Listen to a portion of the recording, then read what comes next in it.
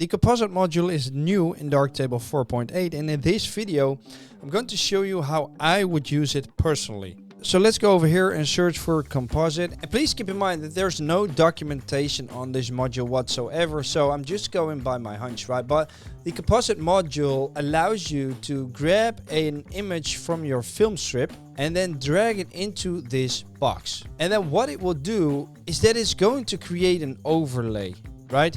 So it's placing this image over this image, and how you can see that is by changing the opacity of the image. And if you're not sure if it was added, you can change the scale as well, right? So here we see it, and you might wonder, why is this useful, right? Because so I'm editing this. Before I forget, I didn't mention the alignment, so you can place it left, right, bottom right, bottom left. And you can change the offset, which will make it go to the left or to the right. It's not much, but I wanted to add it in. Okay, let's go back to the video. Personally, I think that Darktable isn't a GIMP, so we're not working here with layers that you can put over it and then erase something out.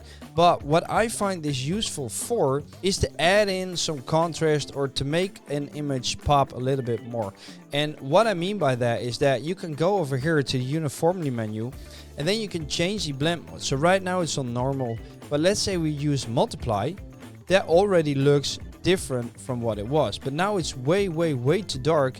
And you can also change the opacity of the mask, right? And then if we look at the before and an after, we see that this image now has a lot more contrast. Yes, it's darker, but it looks sharper to me one way or the other, right? So that's one way how I would use this module. So I would go up here, grab a photo that's exactly the same, so that's very important, and then change the blend mode, right?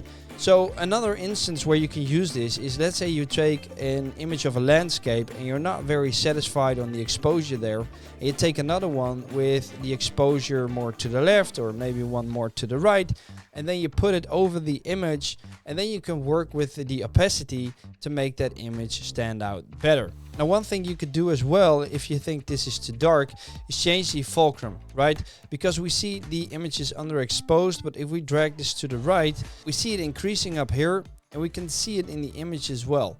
And now if you look at the before and an after, that looks a lot better.